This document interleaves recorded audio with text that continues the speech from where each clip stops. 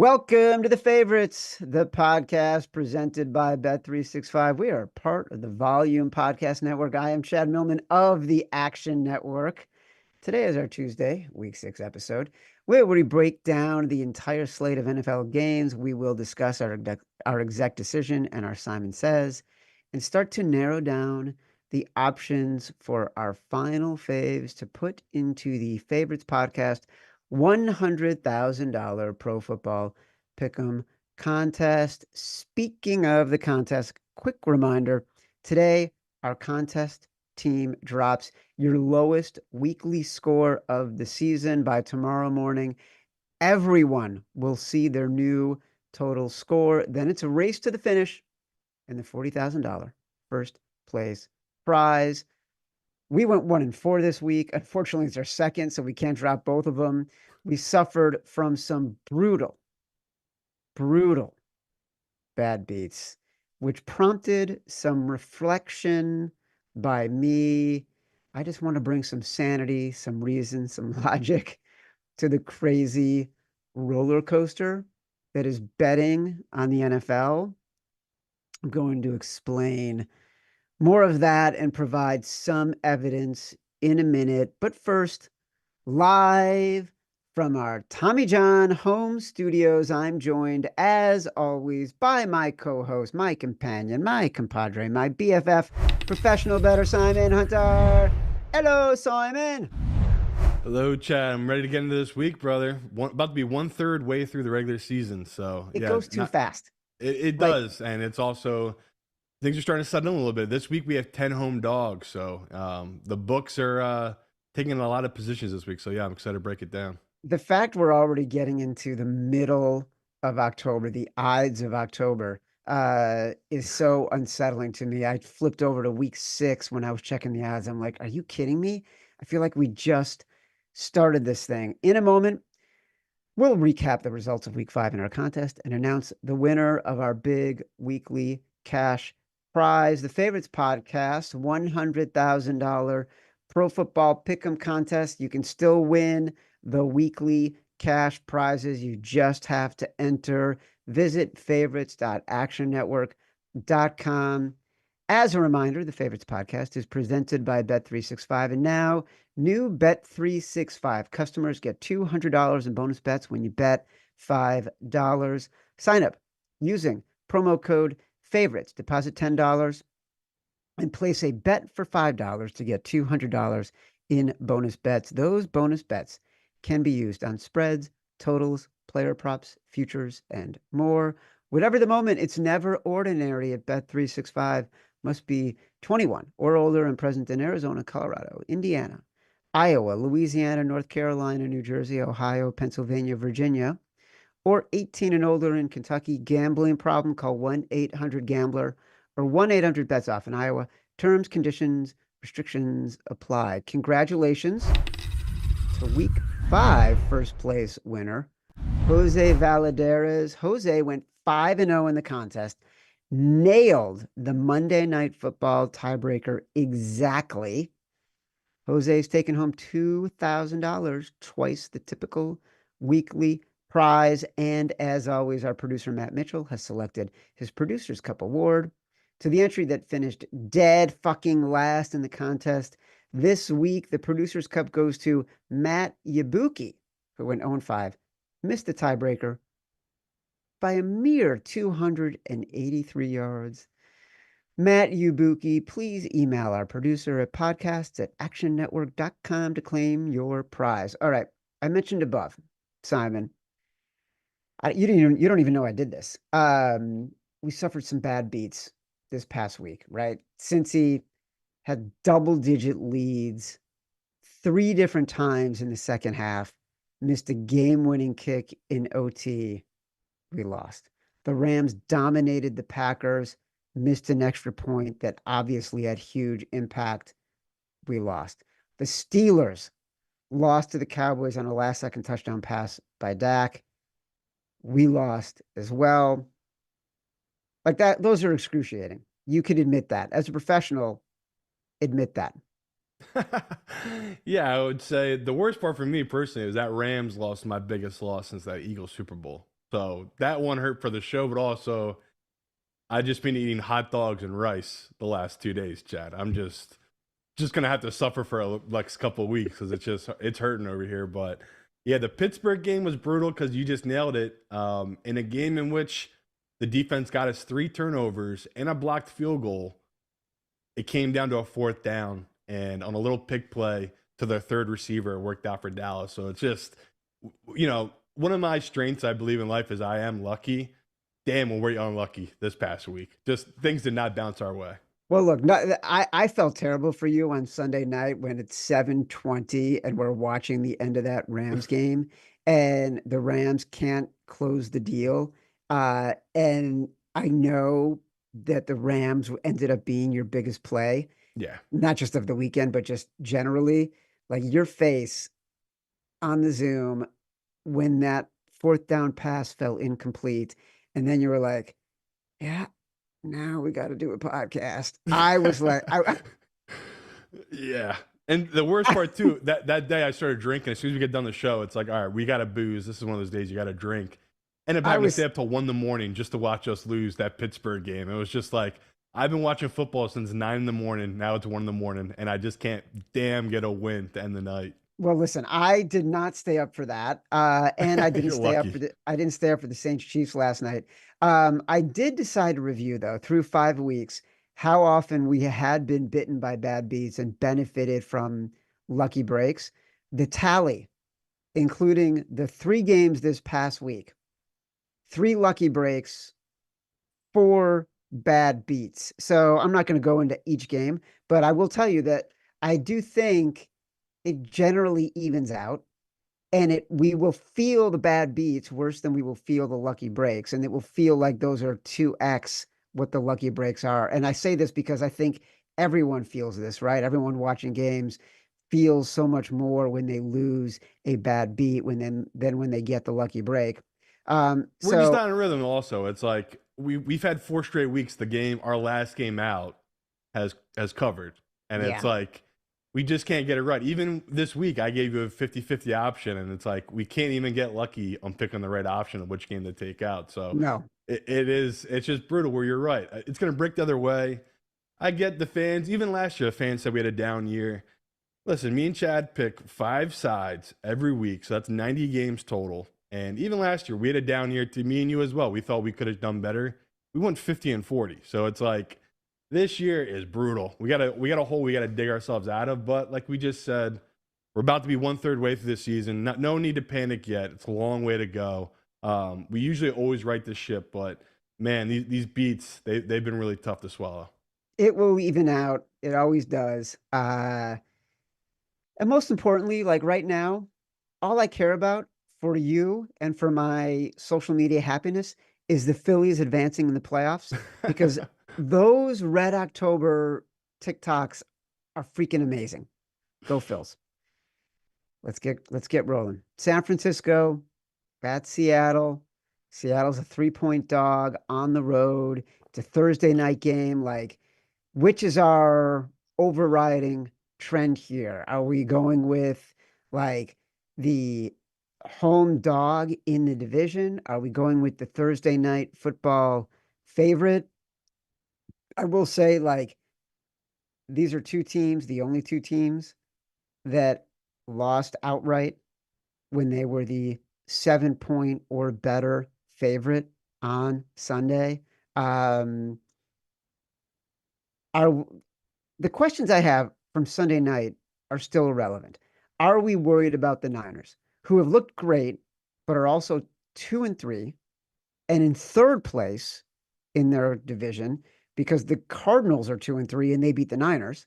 So it's strange because the Niners are still like a top-rated football team, right? According to PFF, they're number 1 on offense, number 1 passing offense, number 3 receiving, number 2 run blocking, top 6 in defense. Like the Seattle team is good in a lot of respects and rated highly, but they're not as good top to bottom as the Niners. The Niners, I feel like, have had really bad luck, especially the past 2 games.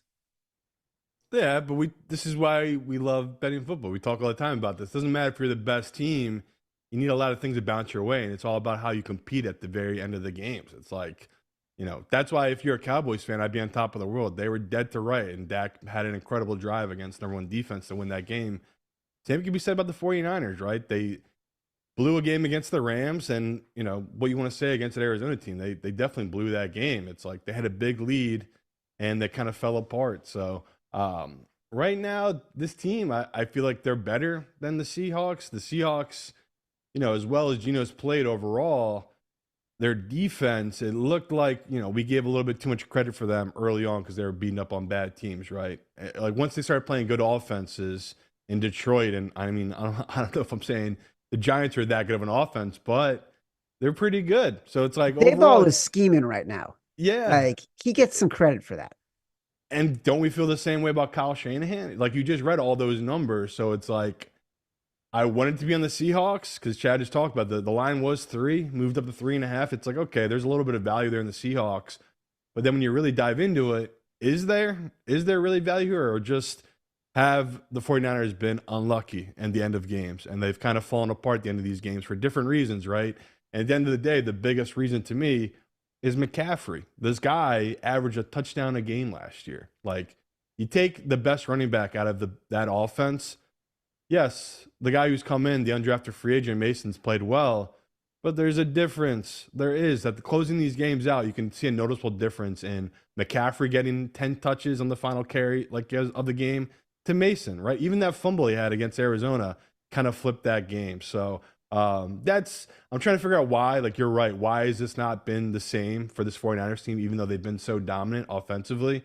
It has to be the McCaffrey factor. There's no other answer to it. It's like that's the biggest difference from last year to this year. On offense, to close out games, they do not have the best running back in football. So in this matchup, once again, I think the value is on them. I have this line at 4. So it's not that much value, but as of right now, I'm on the 49ers with the general public. But I mean, you talk all the time, Chad. I usually like taking the favorites on these Thursday night games, but it's tough because this number, it's like, man, that's a lot of points to be given up to a 49ers team that keeps getting backdoored in a lot of these games. So, yeah, definitely a number I'm torn on, but I end up betting on this 49ers here. The Christian McCaffrey factor is interesting because the Niners are winning at the end of these games, and I actually didn't think about it until you just framed it the way you did. His ability to be a dependable, consistent time swallower and gain positive yardage and get him closer to the end zone, or by the way, break one open to put a cap on the cover and the win. Those have been the differences, right? The end of the game against the Cardinals, they couldn't close it out because of a fumble. The end of the game against the Rams, they couldn't close it out because they couldn't convert. They've had freakish things, not having Jake Moody. That clearly impacted their ability to score in the red zone and make decisions in the red zone about what they were going to do. The Cardinals knew what they were going to do. That impacted it.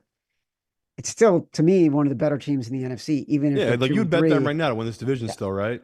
Yeah. Like I now's a would. good time to bet them. So I agree. Like, I want to bet the Niners at 3.5. To me, it was time to fade the Seahawks when they were 3-0, and everyone was calling Mike McDonald a genius for a team that hadn't beaten anybody Right. yet, which we talked about on the show. So next game up, it's a London game. Jacksonville Jaguars and the Chicago Bears. Chicago Bears with the number 1 defense according to EPA. One of the best pass rushing defenses in the NFL. One of the best pass coverage defenses in the NFL. A quarterback who has already thrown for 200 yards, 300 yards twice in his career as a Chicago Bear, which is more than Justin Fields did in his career, Kyle Orton did, Rex Grossman did. The team's got a plus 500 record. They're plus 500 against the spread. The line has moved aggressively in their direction. Talk to me. Talk me off the ledge. Tell me why I shouldn't be euphoric. Tell me why in a 45-minute phone call with my buddy Matt, 25 wasn't spent on Caleb Williams and his ability to read defenses. I swear to God, that's what two grown men in their 50s talked about for an extended period of time. Explain to me why I shouldn't be over the moon. And it's also just a hilarious list of names when you're going back there. Rex Grossman, Kyle Orton. I mean, what wild times of the mid 2000s were in the Bears. I mean, That's all we poor have to hold on to. For a run, Kyle Orton looked like he was going to be the second coming of Tom Brady. no, poor Forte, man. I mean, he just never had a quarterback his whole career in Chicago. Yeah, me and you talk. I don't want to beat it down too much. People know I am obsessed. I love Williams, and the week one, I was scared because I was just like, I didn't think his personality, his whole career, he didn't get nervous. He was always able to show up in these big moments and make big time throws. And even in week two, he looked a little lost. And I could see it from you, a little bit of panic of like, man, what is going on here? Dude, are we messing this kid up already because we don't have the coaching? But we've seen this talent kind of shine through now once we're through 5 weeks. And it's just, you should be over the moon. I mean, it's very exciting, but how is this not the spot to fade this team and take this Jaguars team? Like, this is the spot, but I'll wait, let the public keep coming in. Maybe I'll get a 3 on this Jaguars team that they suck. For our last 10 years of our life in this NFL, they suck. The Jaguars, you know where they don't suck? London. Like, I don't know why. It's their home away from home. They just have always known how to travel to London and play well. Doesn't matter who the coach is, if it was Blake Bortles, if it's Trevor Lawrence, like, they've usually performed well. So I'm interested to get some stats off Evan about these trends with this Jaguars team here. But I already wanted to fade Chicago just because they're a young team and this is peak. Like, they are so hyped up right now. They've just had a bunch of really impressive wins back to back. They dominated the Rams in the second half. That Carolina game, they dominated from the get-go, right? That was their most complete game of the season. So if you're a Bears fan, you want to bet them, I'd grab it now. Why not grab the 2.5? It's a key number. I only think it goes up from here. We talk all the time. Favorites international games after the Vikings win last week, they're 35-10 straight up. So historically, the favorite, this is the spot you want to take them on these international games. But man, this is pretty wild how much, just your whole division, every one of your guys' divisions is so good right now. It's crazy to think that you guys are sitting here 3-2. You couldn't have asked for a better start to this Bears season, right? Like, the way Williams is playing, the way the defense is playing, a couple of rough patches here and there, but that's the NFL season. So yeah, to be sitting here at 3-2 with a rookie QB, I know you got to be feeling pretty good.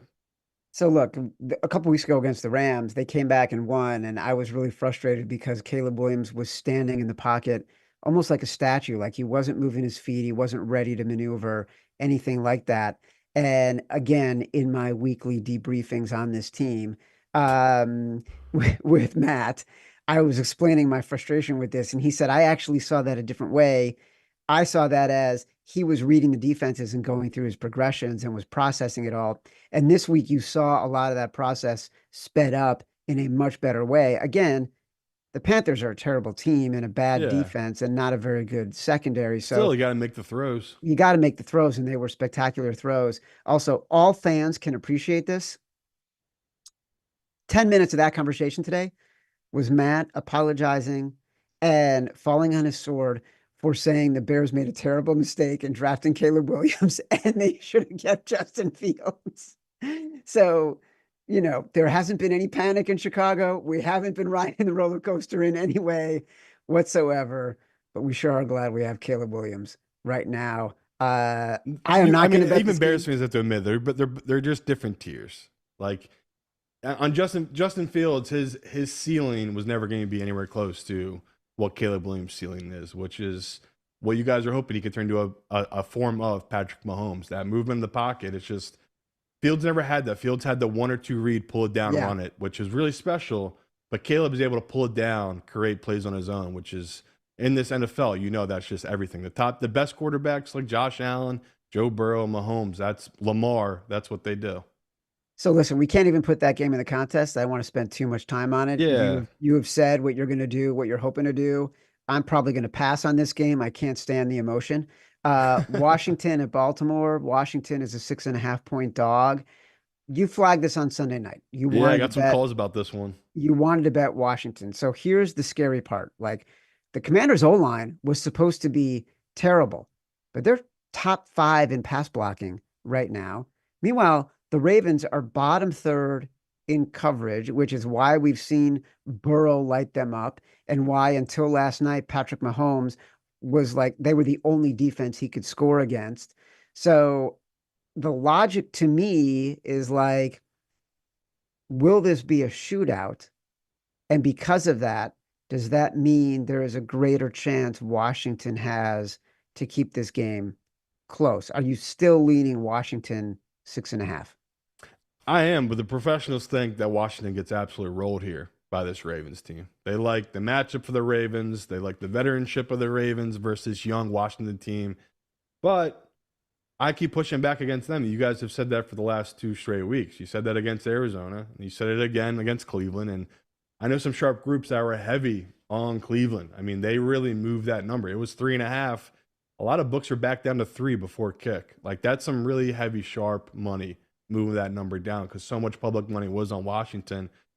I told you this to me was going to be the most public play of the week for me. Like, I knew this was going to be a really heavy public dog. And it feels like Arizona last week. Like, I'm trying hard not to get bullied off this one because I do see their reasoning that, yes, no one's denying Baltimore is, what, the number 2 team right now in the AFC. I mean, you could even, if you wanted to, put them above KC, but I wouldn't. But it's just, they've played that well against a really tough schedule. And they probably should, a couple things bounce their way. They probably should be the top of the AFC right now. Like, they should have probably beat the Chiefs and a bunch of other stuff. So Yeah. I get the love for the Ravens. But it's just like, isn't this a good matchup for Jane Daniels? You just said it. The Ravens can be passed on. This kid has a great arm, and he's comfortable right now. So you're right. There's something I need to dive into more, but I have bet this at plus 6.5. I don't know what I'm missing right now with this one with Washington, where it's like, I think the books are wrong on this one. And, there's plenty of professionals out there who think, no, they have this right. The hype is too high on Washington team. This is a good spot to sell high on them. And I think they're just banking on eventually Jaden Daniels is going to have a bad game. Everyone has bad games. I mean, it's the NFL. Eventually it happens. And like, this is the classic case of whatever, say against Arizona, they bet 10,000. The next week they bet 20. The next week they bet 30. And it's like, you guys are just going to keep chasing this kid on Washington. So maybe I'll flip by come Thursday if I get more info. But as we sit here right now, nothing's changed from Sunday. Still like Washington, still like the matchup for Jane Daniels. And I think Washington's defense has been playing better than we give them credit for, right? They were really bad to start the year. They've improved every week. You've seen them get confidence and kind of get an identity here. So it's been really impressive what Washington's done these last 4 or 5 weeks. Yeah, it is interesting. When I was doing the research yesterday, I really wanted to find the thin sliced data point that shows me Washington is doing what I thought they were doing defensively. Because I agree, like you watch their games, and it's not just the offense, it's the defense that is keeping points down, that is stopping people. But their sort of advanced metrics are all still terrible. Like they're not great in coverage. They're not great as a pass rush. They're not great tackling. Their overall ranking isn't very good. It's an interesting. They shouldn't be. Name 2 defensive players. But on that's Washington. what I mean. Like I'm not disagreeing with you. I wanted to find like, why do my eyes tell me Washington's defense is better than what the numbers are saying? Because it is. Is it just they're playing good in the right spots, like scheme wise, the right play calls? Dan Quinn and his defensive staff are thoughtful about what they need to do in the exact moment they need to do it, and the rest of the time, teams are sort of having the ability. They're trying to play catch up, right? That's the biggest thing. They're being forced to pass. They're chasing this offense, and that's been the success for Washington. They know they can pin their ears back because teams are having to throw the ball. And we said the way the NFL is now, if you can't run the ball, you're doomed. Like you need to be able to control the clock that way. That if teams know you're just going to be passing, they can attack you. So I'm with you on that. Like the Washington defense has been even more surprising than their offense to this point. I can't believe how well they've played these last 3 weeks. Yeah, it's been interesting. So this is an interesting game this week. It is a classic spot. Are you going to sell high, and do you keep trying to sell high? We do the same thing on the other side. This team has to be undervalued. It has to be undervalued. The Commanders right now, people are saying they have to be overvalued. Uh, Houston at New England. We talked about this Sunday night. We said we were going to bet it Sunday night. We did bet it Sunday night. It was at, I think, was it at 7 or 7.5? It Yeah, was it at was at 7. 7.5, right? Was I it got seven? 7, but it could have Yeah. gone up to seven and a No, half. no, it was 7. It was 7. But we did the same thing last week with the Cardinals. We were full of bravado. We said we were going to bet the Cardinals. It's what we do, Simon.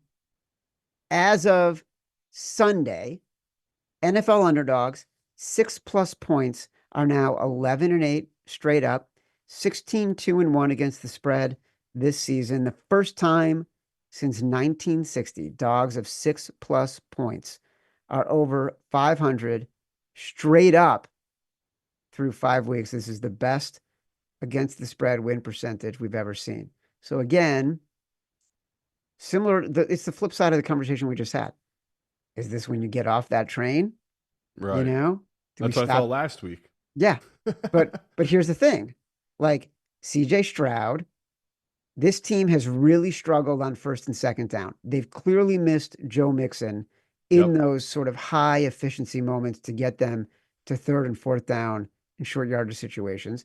They keep getting penalties as an offense on first and second down. It's really inhibiting CJ Stroud in those later downs. This is a luck ranking game. Huge gap between New England and Houston. And Nico Collins probably is going to be out. And we saw what happened when Nico Collins was out against Buffalo. And so I do think that bodes well for us. Again, I'm not saying we're going to put it in the contest. We did bet it. Both of us have bet it. You can see it in the app. I bet it at 7. But we're not going to put it in the contest, Simon. We're not putting it in the contest Why do you keep saying that? because we're going to end up putting it in the contest. Yeah, I was gonna say, like, to me, this is a game we can't avoid. Like, I knew we were gonna love this number on Sunday night, and it's like this is what this show does. We bet these type of spots. Am I a little scared because it's Drake May coming in? Not really, honestly. I mean, I saw there was throws to make for Brissett, and he just didn't make them. Like, that's a guy that just isn't that good. And like just watching these rookies, like, okay, there is upside with these guys once they get it figured out. The hesitation for me is we're betting on a rookie in his first game. Like that's always a scary proposition. I mean, you saw it this year. Look how much these QBs have grown just this year, these 3 starters from their week 1 game, right? Jane Daniels, you wouldn't even recognize him if you go back and watch his week 1 tape. Caleb Williams, too. Yeah, I would say same Caleb Williams. So that's the Bo fear Nix right looks now. exactly the same. He looks exactly the same. That's the fear with us betting this number. It's like we're getting a rookie in this spot. But I love Drake May's tape so much. I love his upside so much. It's like to me, he's gonna bring such another element to this offense with him being able to run the ball. Like people don't understand, he's sneakily athletic. Obviously, he has a great arm. Like there's just gonna be a bunch of throws we're gonna need him to make, Chad, that we're gonna be relying on this rookie for if it is the starter. So I'm grabbing the 7 now. I could see it going up if it is Drake May that is cleared to be the starter. Maybe it does bump up to 7.5, which once again, it'd be even harder for us to pass on that number in the contest. But you're right. This trend is going to go the other way eventually. That's the crazy part about it. It's like last week I thought it was going to go the other way. It just got even better. So it is tough to read these trends. You don't know which way they're going to go. And it's like, even with like the number, it's a little scary. But right now, if it's Brissett, I have a point of value. If it's Drake May, I have half a point of value on this number. It's just a trend spot, a spot we like to fade CJ in. So if Nico Collins, Joe Mixon's both are out, guarantee this will be one of me and Chad's 5, even if it is Drake May. I think even if Nico Collins is out, this might end up being one of our 5. We're going to be hard pressed to ignore it. And it's not like if there's a reversal of this trend, if there is some regression for the big 6+ underdogs to all of a sudden start cratering and not be 16-2 against the spread, which is obviously unsustainable. Yeah. The next game on the board is Cleveland visiting Philadelphia. Cleveland is an 8.5-point underdog against a team that is coming off a bye. And it's very possible that could be the game where there ends up being some aggression. Very hard game to handicap. Hmm. Andrew Beaton from the Wall Street Journal, he's a writer for the Journal, had a great story this week about Deshaun Watson. And he pointed out some things that we've all sort of noticed, but we haven't pinpointed, which is obviously Deshaun Watson has not been the same quarterback in Cleveland that he was in Houston. Offensively, could there be lingering issues with the shoulder injury that are creating challenges for him to get the ball and make the throws that he really wants to make? The offense is not making the calls that they would normally make. It seems like a very conservative offense, a lot of checkdowns, a lot of throws that are to the side and not downfield. Are they afraid that he's not able to make those throws, that he doesn't have the confidence to make those throws? But he also made a really good point. Some of the analysts that he quoted in the story talked about how Deshaun Watson is not looking downfield when the pass rush comes. And we've noticed this, right? Patrick Mahomes, Lamar Jackson, the best quarterbacks, they've got their eyes downfield, even when the rush is coming in their face. Deshaun Watson isn't doing that. He sees the rush, he's looking at the rush, and then he's bailing immediately. Like, there's massive differences, and those aren't going to change no matter how big of an underdog he is. No, and it's and who we'll never truly know why he regressed so much. I mean, he was, if you go back and watch, he was incredible. I mean, I think he won three straight divisions with Top five Houston. NFL quarterback when he was in Houston. Top five. There's no argument. Yeah. And I remember they were one of those teams that you talk about the list of teams that were like whatever it is, 1-4, 0-3 to start a season to make the playoffs. Houston was one of those teams with Watson. Like, I remember that season. They won like 11 straight games before they were into the juggernaut that is the Kansas City Chiefs. But And they it's covered that game, by the way, in right. the playoffs. So it's bizarre. I feel so bad for Browns fans because I wouldn't even be able to watch, I don't think, that team. Like, I just have such disdain for this man. He's so terrible as a human being and equally on the football field. Like, he quit on his team last week, and I don't care what he said to the media afterwards. Like, everyone that watched that film, anyone that played sports, the disgust in Kevin Stefanski's face when he walked off the field on that fourth down. It made my blood boil. He's just this asshole. I hate Deshaun Watson so much. So part of me is happy this is happening because it's just like this guy is a horrible person. But I just feel bad for the Browns fans. They're one of my favorite fan bases. No one's more tortured than them, the Bills in Detroit. Like, it's just brutal for Browns fans. Like, they have the team, they just don't have the leader. I want to take the Eagles here just because they're getting AJ back, they're getting Smith back, getting Lane Johnson back. It's after a bye week. Like, they should be so much fresher at home. But as Chad just said, we're supposed to take the Browns here. This is a big number. And the Eagles haven't blown anyone out in like 3 years. So I don't think the Eagles deserve this much respect. I'll put all my hate aside. I'll take the plus number, but this is definitely not one I'll make one of my five. But I'll take the Browns. I got to tell you, I did not see you saying that. Everything you said about Deshaun Watson doesn't surprise me at all. The No. fact you say you are taking the Browns at +8.5, I am stone cold shocked. Like, Eagles are not good. This is way too much respect to a team Well, that I know that. doesn't And like, deserve that respect. coming off the bye, I don't know that they deserve to get 8.5 points. This feels like a line that you're giving to a team that has been dominating heading into the bye. I think it And says more about Cleveland, don't you? it does. But like, It it's the does. line you give to a team that you believe is a clear consensus #1 seed and is dominant Yeah, against a team that is terrible. right. And so I think this says a lot about Cleveland, but I think it also says a lot about sort of mispricing what you believe the Eagles to be and everything you just said. People coming back from the injured list and them getting a week off. Some of these coaching, decision-making, strategic issues that they've had for the entirety of their season and going back to last season, they kind of still exist. Mm-hmm. The secondary is still not that great. The linebackers are still not that great. We don't know what kind of player we're going to get from that defensive line, whether it's Jordan Davis or Jalen Carter. Like, those questions were existing before all these guys got hurt.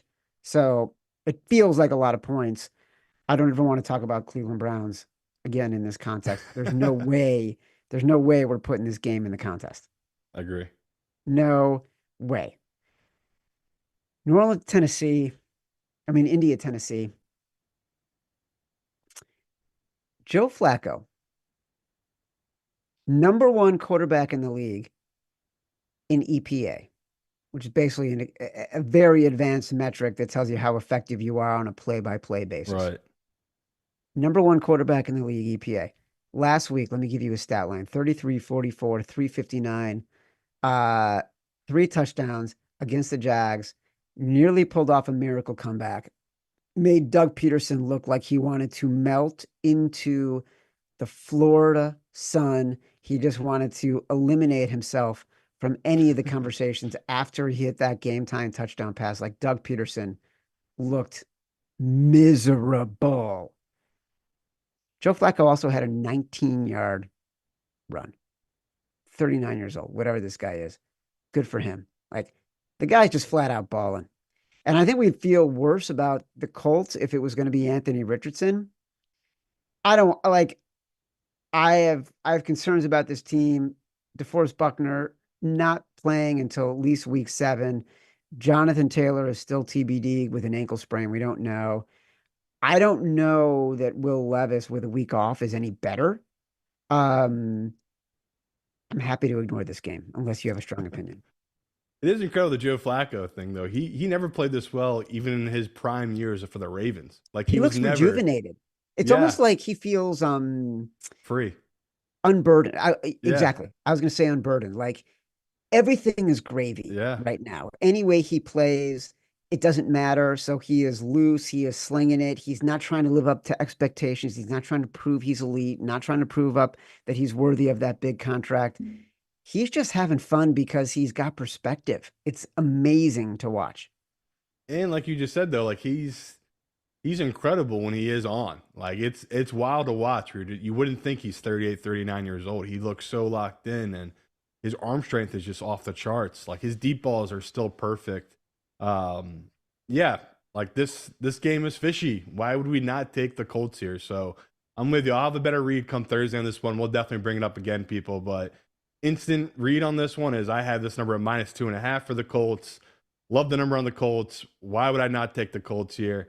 I was kicking myself last Sunday, 2 minutes into that. I was like, how did we not? We said on the show we would take the Colts if they were at 3.5, and somehow we forgot to take them Sunday morning. And like, of course, they covered that number because it's Joe Flacco. You're never dead when you have Joe Flacco in at QB. So the books know something I'm missing here. So this is what I'm going to wait and see, get more info on it come Thursday. For the old heads, I don't think we can call Joe Flacco battered Flacco anymore. He's like a light, grilled, tasty, summery Flacco now. He's a guy who brings us joy, makes us feel healthy, and inspires us. He's not a battered Flacco. Scooch is going to have to find a new recipe. For the record, though, home underdogs last decade in September, October, 59% against the spread. And the reason why we highlight September, October is because you get later in the season when a lot of these division games happen. Sure, a lot of these games will have huge impact on the playoffs, but a lot of them, season's over. Like, you're getting scrubs versus teams trying to make the playoffs. Like, there could be imbalance. So I think it's a truer measure of this stat when you get it in September, October. I'm not saying we want to take the Titans. I'm just saying, that's why we think about the Titans here. I mentioned at the top of the show, we are coming to you live from our Tommy John home studios.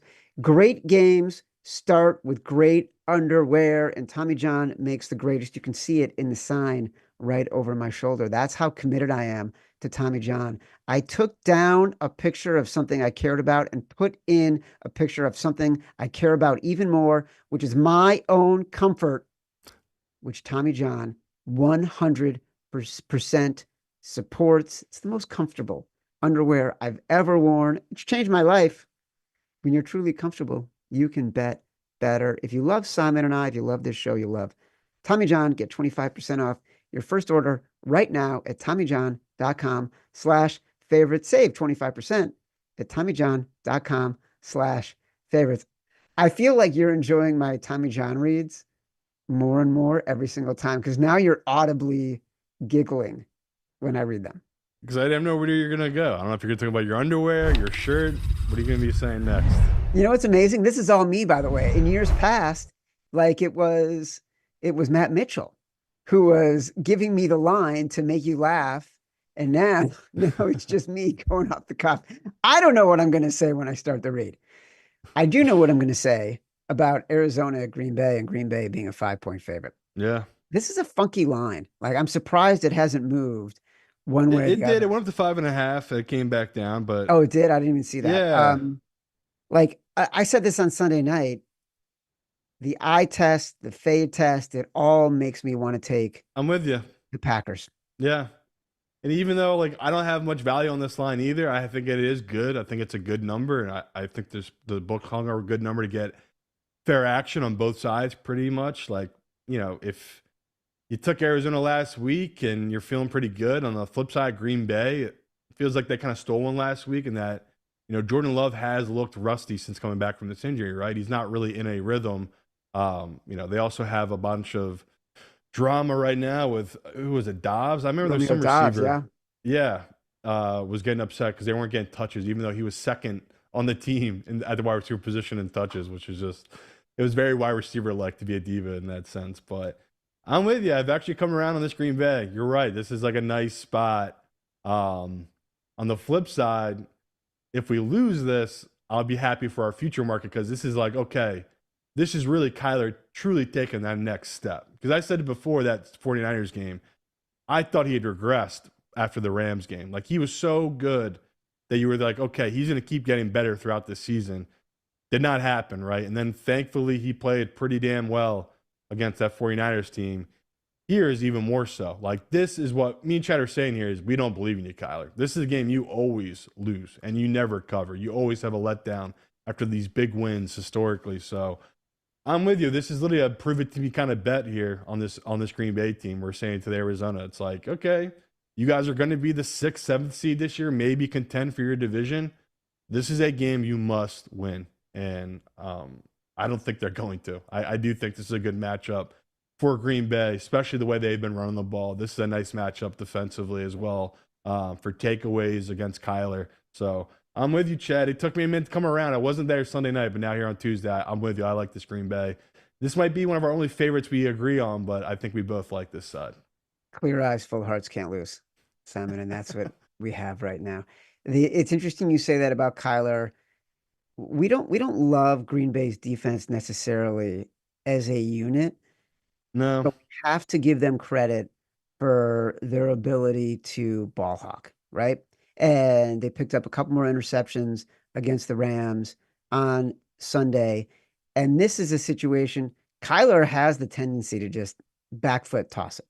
He will try to make it a 50-50 ball. He will just let it loose. He does that. We've talked about the Packers and their proclivity, SAT season, proclivity for interceptions this year with Jeff Hafley, new defensive coordinator.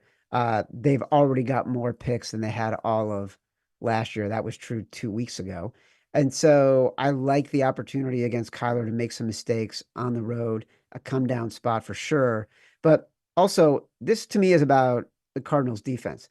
And like Brock Purdy was definitely having his way against that defense. This is not a good pass rush defense. This is not a good pass coverage defense.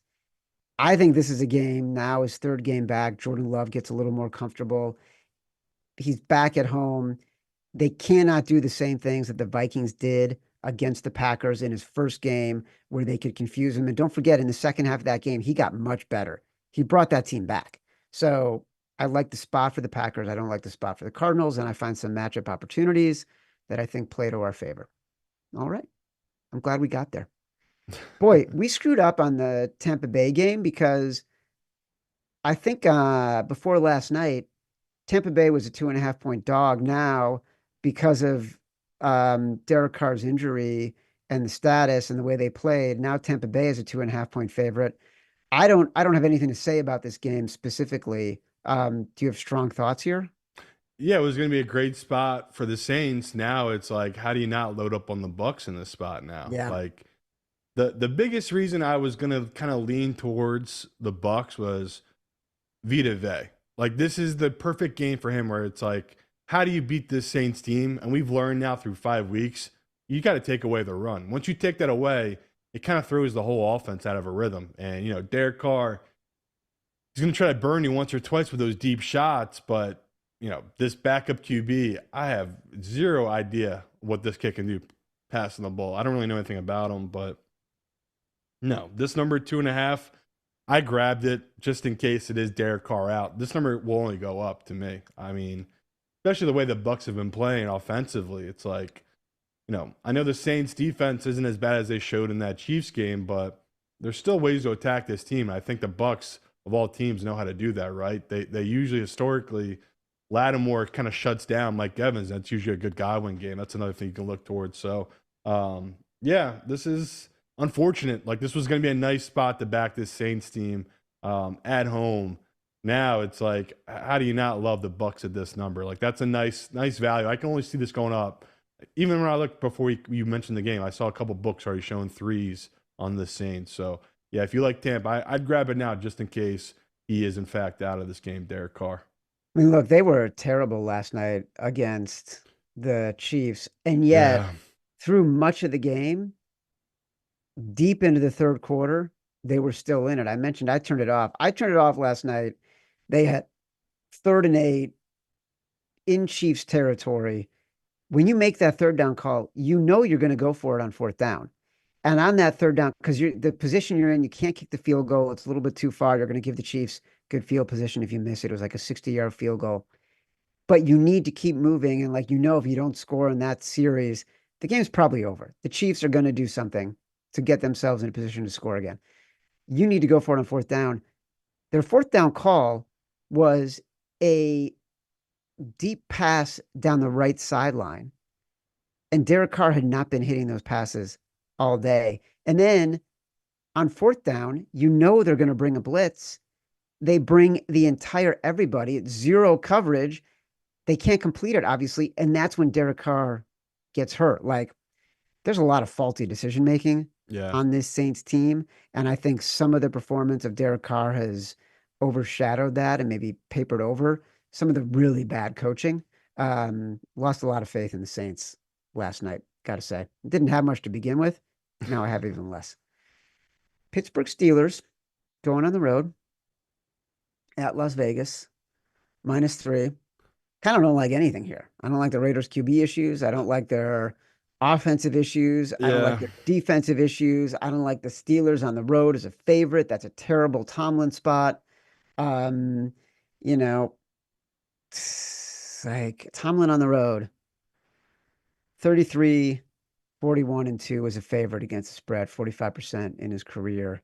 By comp as a road dog, he's nearly 60% against the spread in his career. You're sighing.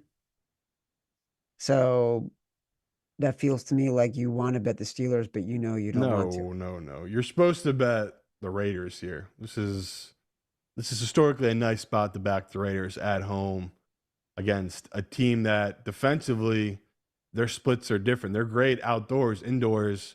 They're just not the same team usually. Like this, they're just not good when it's a fast surface. That's how the Raiders want to beat teams. You're right. I don't know who the hell the quarterback is of the Raiders right now as we sit here on Tuesday. So I'm not putting any money to this one yet either. On the flip side, I'm hoping it's Russell Wilson. I heard some whispers that they might turn to Russell Wilson now. To me, that would be great. That would be great if that's true. I hadn't heard that.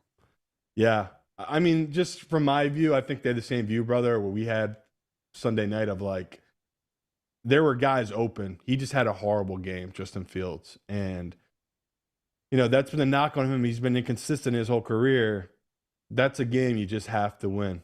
Your defense did everything, put you in so many great positions to win that game. They just could not get anything going against a really banged up Dallas defense. Yeah. So Yeah, we'll see. As we see here Tuesday right now, Fields is still the quarterback, and we have no idea who the Raiders quarterback.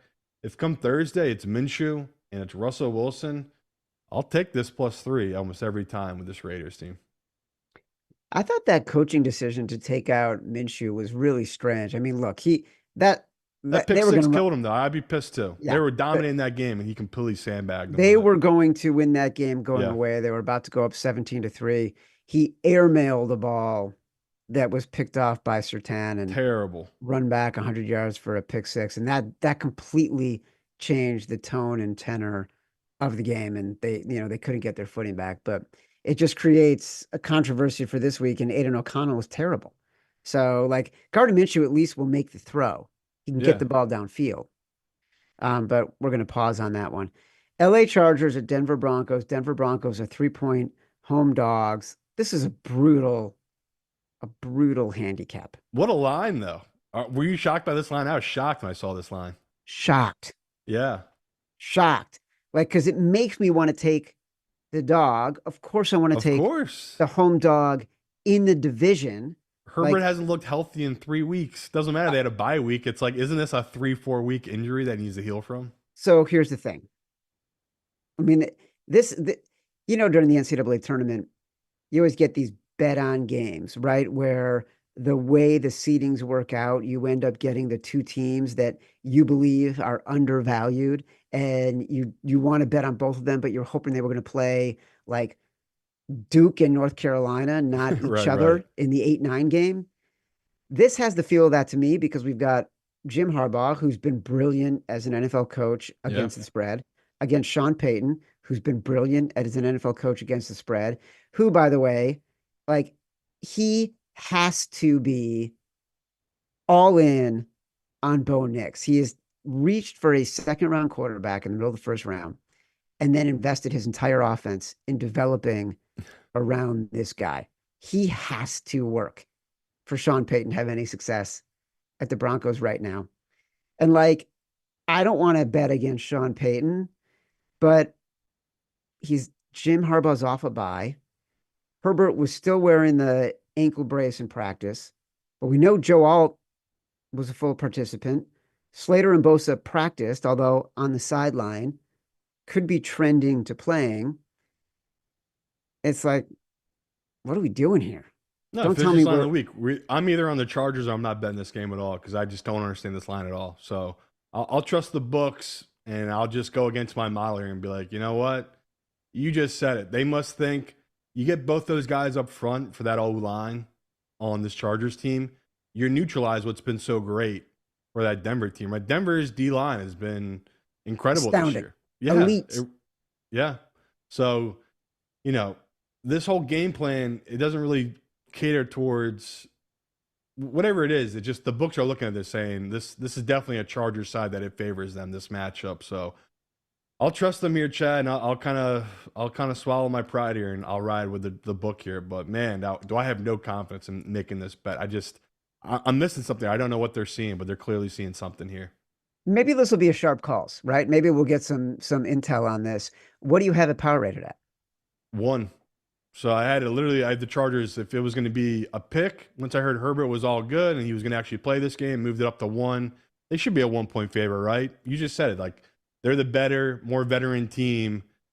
The Broncos are playing with house money, sitting here at 3-2 through 5 weeks. I mean, this is incredible how well they've played early here in the season. So, yeah, you just expect this rookie to cost them a couple games. There's a reason, like you just said, there's a reason he went so late where he did, but they've just been hiding it. They've been protecting against it. And it's really incredible how they've made it work early here in the season. Like, they just don't let this kid beat them where, looking at Tennessee, they can't stop Will Levis from beating them. They have to take him out of the game so they can win a freaking game with Mason Rudolph, So it is just night and day. These different teams, they're different, the way they build and how they coach these guys. So, yeah, like I said, there's something I'm clearly missing here. Like, there's 2 points of value in my model right now to Denver, but something's off. Something's a little fishy with this line. So, yeah, right now I'll back the Chargers, but definitely a game I'm going to dive into more. I'm so glad you said that because when I was doing my research all day Monday and then even into this morning, I kept thinking I want to back the Chargers. Like I'm not trusting what I'm seeing from Bo Nix, No. right? And what's nice about getting 4 or 5 games under your belt is you can deconstruct a team's progress and their wins and losses and what 3-2 really looks like, right? There's sort of a gambling transitive property. The Broncos played close against the Seahawks. Did we think the Seahawks were not as good? Did we think the Broncos were better? Now we're starting to see maybe the Seahawks weren't as good. Then the Broncos beat up on the Jets in the Meadowlands in a really bad weather game. They executed at the end. The Jets did not. Does that mean the Broncos are better because we were starting to believe in the Jets? No, it turns out the Jets might have just been really dysfunctional and that they aren't able to win those games. And now they fired their coach. So, how are we thinking about the Broncos versus the Chargers, who to me, there's less volatility? Like, if you looked at their EKG, you know what you're getting every single time. And we've talked about this. It's why we bet the Chargers is 7.5 point underdogs against the Chiefs. They're a consistent team. We know what the mindset is. We know they want to be physical. We know they want to run the ball. We know Yeah. they want to play aggressive defense. We know that they are building the team around the players that can do that. They don't want Herbert to make mistakes for them. Like, they're in line to be the adult team in this game. Do you know what I mean?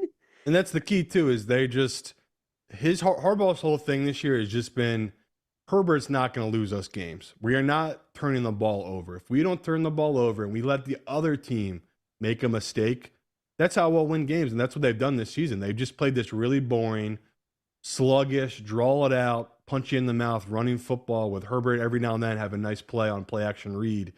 But he's not turning the ball over. And that's really been their identity. It's like they just wait. They're like a Venus flytrap. They wait for you to make a mistake and then they pounce, and it's been working. Like, even in that Chiefs game, I felt like we were going to win that game if Herbert really hadn't gotten hurt again. Like, they were up, I think, was it 10-0 at one point? Whatever it was Yeah. like, they're going to win this game. If they get another touchdown here, and obviously he got more banged up and they couldn't get there. But yeah, I could see it's starting to make sense why this number is what it is, but at the same time, it's a funny number just because we talk all the time. We really usually want to take these divisional home dogs, especially in October. Harbaugh is so predictable. He's not trying to be sexy. He's told No. us his entire career who he is. We know what we're going to get. Less volatility. I know the line is funky. I want to hear more intel from the sharp calls or whatever else you find out over the next 48 hours. It's not a bet yet, but it's on the list. Another game on the list, Detroit at the Dallas Cowboys. Look, you talked about this on Sunday. The Cowboys are 3.5 point home underdogs. We would normally hate taking a road favorite like this. We're Yeah. hesitating on the Chargers, right? As road favorites. This You is that started as public as we get with you public bets. you started the show. 9 home underdogs this week. This is a week where we like to eat. But you said it a Sunday night, Detroit at -3. It's gone up to 3.5. I don't think that's public money earlier in the week. I think that's pros betting on the Lions. And I don't disagree. I got a whole boatload of research and matchup that makes me feel that way. But you're still feeling that way. Yeah, how is this not a slam dunk? Another great matchup for Detroit. Like, all their strengths is this Cowboys team weaknesses. Like, they should be able to run it down Dallas's throat. And defensively, I don't think they mind Dak passing the ball a lot. Like, their defense can get turnovers. They're not as bad as they used to be, especially in the secondary. So, yeah, I love this matchup, especially when it's at 3. But this is going to be the most public side of the week. I mean, how does every Joe public now walk in and take a -3 on the Lions here? I think everyone's looking at this Dallas team and just thinking fraudulent, like across Yeah. the board. There's just so many things you don't trust about them. And, hat tip to Dak. That was incredible. Him drive. I had no faith that he was going to actually drive that field against that Pittsburgh defense. It was just vintage. Pittsburgh finds a way to win that game. An ugly game. That's such a Tomlin game where he wins. And, sure enough, I think it was like a bad snap. They fumble it out of the back, whatever it was. And it's like 4th and 4. I was like, there's no way they're going to get this. And Dak, big time throw, perfect touch, put it right where he needed to. That's why you pay a guy like him that kind of money. It's like, he to me needed that kind of game, right? That could be something where maybe we're missing that. They're riding into this game high, and they do show up and play well against a Detroit team that might be a little sluggish coming off their bye week. But me and Chad don't know that shit. You can't bet on that. Models don't predict this stuff. So I have this number at 4.5. I have a ton of value right now on Detroit. So unfortunately, like I'm hoping Chad's right that is professional money coming in, but I'm with the public now. Like there's still a couple books that have threes out there. We get off this call, I'm heading right down to Atlantic City and making a bunch of bets on Detroit. So I love this side. You love this side. Is this a exact decision or no? I was gonna say this is Okay. my exact decision, I was and I about to hate steal it. it. You were gonna steal it? I was tempted to because it's still 3, but I know it's not our sponsor's book. But Oh, that's okay. um, I just feel like I actually thought you were gonna go with a different Simon Says because I know there's another game yeah, that you know what's coming up. You yeah, know. you feel pretty strongly about, and I just kept digging into this game, and there's like in the same way that I like the predictability of Harbaugh and the Chargers and sort of the physical nature of what he's trying to do. I like what Dan Campbell is turning this team into, which is a dominant team at the line of scrimmage. And if you look at the Lions and what they did when we wanted to get back on that bandwagon, I did against the Seahawks. I thought they were going to try to physically dominate that team and get back to the idea that they are playing football. Football is a game of violence. They are going to control the line of scrimmage, right? The line strength right now is at that line of scrimmage. Offensively, defensively, they are amongst the top 5 teams in the league because of their ability to run block, pass block, and rush the passer. On the flip side, the Cowboys, one of the worst pass blocking teams in the league. So we've got a matchup advantage for the Lions at the line of scrimmage with their pass rushers. And they are literally the worst defense in the league. If you look at all the advanced metrics from a run perspective, sorry, I want to be clear, worst rush defense in the league. So again, you don't want to keep the ball in Jared Goff's hands. I think they got a little bit sort of too tricky, sexy, out of character Yeah. with Jared Goff early in the season. He was amazing, 18-18 against the Seahawks, but he wasn't like trying to overdo it. That was a dominant physical performance. I think we could see the same thing here against the Cowboys. Love it. Boom. All right, Atlanta, Carolina. Carolina's a 6-point dog. Why are they doing this to us? Why why are the bookmakers doing this to us? Why are they tempting us? Why are the Panthers tempting us? Why do the Panthers play great with Andy Dalton and make us believe that they can be competitive and then have them get blown out and then make them 6-point home dogs, forcing us to consider the Panthers against an Atlanta team that we have also liked to back this year? What are we doing here, Simon? I don't mean that existentially. I just mean with this game. Yeah. You know what we're supposed to do here. We're supposed to take Carolina, but Yeah. all that keeps going off in my head chat is this fan who's just been shitting on me and you in my messages. Anytime I tweet too, usually I block people that are just fucking brutal because it's like, this is my world, bitch. I'm not gonna let you just shit on me constantly in my own world. But this guy's hilarious. Like if you're funny about it, I'm gonna let you keep it going. Comment on my post, shit on me because it's funny. I'm with people. It is funny. Every week he tweets his record on fading this Panthers team. You know what that record is this year? Well, it's probably 4-1. It's 4-1, Chad. And I laugh. The kid's right. Every week he comments to me, goes, another week making money fading this Panthers team. And I just laugh. It's like I have another week where I've lost money betting this Panthers team. So, yeah, it's brutal. I don't know what to do. We're supposed to take them. I have this as a good number in my model, all of it. It's like, but the computer doesn't know. This is a team of losers. They just stink. They're so bad. If Andy Dalton wasn't playing, I would be all over this Falcons team here. But there's going to be a back door, right? That's my whole thought with this number. It's like, how do we not take this big number, especially this year where they've been covering? So I got no read on this one yet. Like I'm tortured. I want to take the Panthers. I like the matchup for the Panthers. This Atlanta team, as good as they've been this year, they've stolen a lot of wins at the end of games, right? They kind of been a coin flip team, and all their games for the most part are really close. So it's like, how do we not back this Panthers team? So right now, I'm on the Panthers, but I don't want to make this one of our official five. I'm having a tough time with this one, Chad. It's getting interesting. I don't know that we're going to have an official five coming out of this. I feel like Not we've got today, a, but we're definitely. I mean, I have like 7 games I like, so we're yeah, gonna I get think we've there. got Don't worry, 7 but that we like, but we don't have 5 that we love.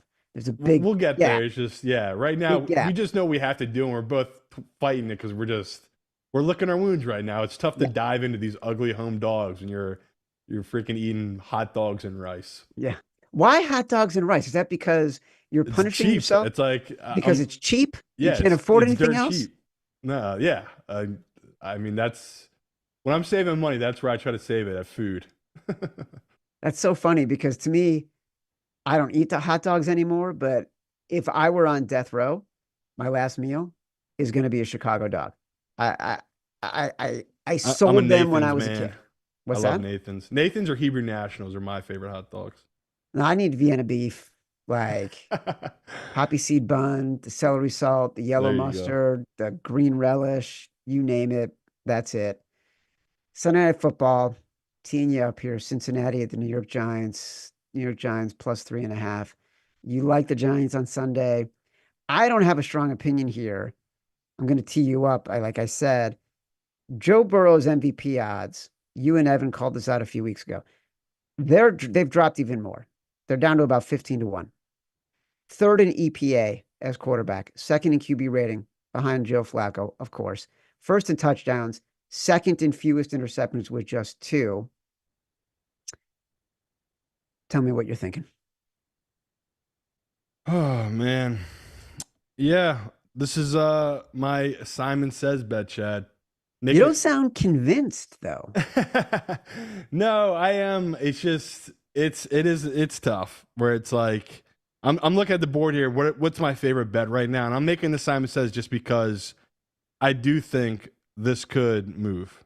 You know, I'm looking at right now at the books. I mean, there's a couple books it might get the 4. Like that's what I'm just double checking it before I do give it out. But no, I think I'm right. I think it's slanted towards this going down to 3. So yeah, give me Matt Mitchell. Go fuck yourself. Give me Giants plus 3.5. It's really more about Cincinnati and their defense. In what world can they be getting this hook here? And I know the public's going to come in on them just because Joe Burrow has played so well. But man, like this Giants front line, they're going to be able to get to Joe Burrow. I think they're going to be able to get pressure, and they're going to be able to maybe turn him over. And then offensively, Daniel Jones looks comfortable. He looks in rhythm. He doesn't look like the guy we saw in the first 2 weeks, right? Coming back from a major injury. So yeah, the fact that I want to get this now is I think if Neighbors gets cleared, this goes down to 3, right? I think he does move a half a point. That's how dominant and impressive he's been early here in this year. So I'll make this Simon Says just to grab this now, just in case it does drop down to 3 by Thursday. I have no opinion on this game right now. I think the Bengals are going to be terminally undervalued from now until they all of a sudden are in the playoffs, which I still think they could possibly do. Bengals are 1-4. They have a 5.6% chance of making the playoffs. Historically, that's how often teams who have been in this position have made the playoffs. I have to believe that Lou Anarumo is going to get this defense right. A lot of new players, but Burrow is playing so well right now Yeah. that it's hard to bet against him is the No, it's problem. scary. I will say, Giants pass coverage, we thought they'd be trash, top 10 in the league right now. And their defensive line, you got Dexter Lawrence playing top 3 as a defensive lineman, interior defensive lineman. So they're not as bad as we've been thinking they are. Brian Daboll is scheming the heck out of these games. Like as a coach, as a coach, I am impressed by Brian Daboll. I'm not saying I'm a coach. I'm saying I've been impressed with Brian Daboll. All right, last game on the board. We got to talk about the Buffalo Bills visiting the Aaron Rodgers owned, coached, quarterbacked, schemed, GM'd New York Jets. And if I say that and I sound facetious, it's because I cannot believe how this guy is controlling this team in a way. This poor Robert Saleh guy has had to find ways to thread the needle on saying stuff critically about Aaron Rodgers in the public without having to offend Aaron Rodgers in the locker room and getting his high-priced, glamorous quarterback mad at him. All for naught. The guy's been fired. Now the mess is all Aaron Rodgers. It doesn't matter who's coaching this team. He wants to do what he wants to do, and it doesn't matter how bad it is for the team. So I know what we got to do here. What are we doing, Chad? Got to bet the New York Jets. Yeah, that's the only choice. And unfortunately, we were really hoping this would be up to +3. I don't think it's ever going to get there now. No. Like, especially after him getting fired, I think it was going to be just professionals on this Jets team here. And now I think a little bit of public money will come in them as well. So, love the Jets. Like this, back-to-back weeks, we're really going to wait till Monday night for our picks. But this felt like this was going to be one of our 5 coming into this week. Historically, Josh Allen doesn't match up well against this Jets team. Like defensively, they know how to kind of attack him, make him uncomfortable. And that was when he had Diggs and Gabe Davis, guys he kind of relied on. Now, you saw last week, right? He struggled throwing the ball downfield just because he doesn't really have a rhythm or trust these receivers. I don't know what's going on, but it did not look right. Now, only people living in Buffalo or fans of Buffalo think he didn't sustain a concussion. I think any of us, I've gone back and rewatched it. It's just like, oh my God. That was not a chest injury. No, whatever they're trying to spin, it's total bullshit. And I think it's the NFL classic. We got a guy playing on Monday night. We can't have him missing this primetime game. They're going to make him. He's going to be cleared. He's going to be practicing. He's going to play in this game. I have no doubt we will see Josh Allen. So, yeah, this is a nice spot to take the Jets in a. Would we call this a buy low? I mean, this to me, this is like everything's kind of going wrong right now for the Jets. Everything's kind of negative. Already kind of love this spot just the matchup wise. Our only fear is Aaron Rodgers has not looked right in weeks. I mean, he's just been bad. Like he's missing bad throws. When there's any bit of pressure, he folds up rather than eluding it. So I get people's hesitation here, but this is really about playing this number in this divisional spot. This, to me, is closer to a pick. We're getting about, what, 1.5, 2 points of free value here just because everyone's so down on this Jets team where I don't think the Bills are that much better. Like, this team has major issues and major holes, things that can be exploited, especially by this Jets team. So, yeah, let's take this Jets team to bounce back after firing their coach and take the +2.5, Chad. We are getting what we at the Action Network like to call the dead cat bounce. We're getting the team after the coach has been fired. A tweet from Awful Announcing that Matt Mitchell just put in the chat. Jets owner Woody Johnson, friends say, or Eric Mangini, former Jets coach, predicted that Jets owner Woody Johnson would be pissed off if the Jets lost in London because he used to be the ambassador to St. James Court, aka the ambassador to the UK. Oh, yeah. And he knew he was going to have people who he was friendly with in attendance, and they were going to give him crap. I really hope that's not true. The Jets lost. So we could have predicted Robert Saleh being gone. God, the idea of having to bet a Monday night game and have it be in the contest and it be something I have to stay up late for, I can't. You just did it with Derek Carr. I went to bed early. I went to bed. Because I just couldn't deal. I took the melatonin and I'm like, I'm done. I am not doing this to myself. I got to get off to a good start this week. All right. Well, that's where we're at. A reminder, the Favorites podcast is presented by Bet365. And now new Bet365 customers get $200 in bonus bets. When you bet $5, sign up using promo code favorites, deposit $10, place a bet for $5 to get $200 in bonus bets. Those bonus bets can be used on spreads, totals, player props, futures, and more. Whatever the moment, it's never ordinary at Bet365. Must be 21 or older and present in Arizona, Colorado, Indiana, Iowa, Louisiana, North Carolina, New Jersey, Ohio, Pennsylvania, Virginia, or 18 and older in Kentucky. Gambling problem, call 1-800-GAMBLER or bets off in Iowa. Terms, conditions, restrictions apply. Before I get into the final bit, I do want to recap a little bit because I don't want people to think we missed anything. Exec decision was Detroit. I'm taking the -3. It's available widely. Simon says Giants plus 3.5. Other games that we talked about that we started to feel strongly about to narrow down. Washington 6.5. We think we're going to get some pushback on that from sharp calls. New England plus 7. We're waiting for more intel on Indy and Tennessee. We want to bet Indy, but that feels like a trap. Green Bay -5, Tampa -2.5, Chargers -3. Jesus, Simon. Detroit -3.5, Carolina +6. We got 9 freaking home dogs, and we got 6 different games here that are favorites. What are we doing? It's going to come back around. We said it last week when we fell into the trap anyway. We said the public was going to finally have a good week. Yeah, what did we do anyway? We still bet a bunch of dogs. So I'm trying to find the fine balance, Chad. Fine balance here. Well, friends, Simon and I will return with our next episode of The Favorites on the Action Network YouTube page this Thursday, 11 a.m. Eastern, to cover our NFL Week 6 best bets. Sign up to the Favorites contest, favorites.actionnetwork.com. Download us from Spotify, Apple Pods, wherever you get your pods. Rate, review, subscribe. Leave us 5 stars. Say whatever you want. Feedback is a gift. Till next time, love you.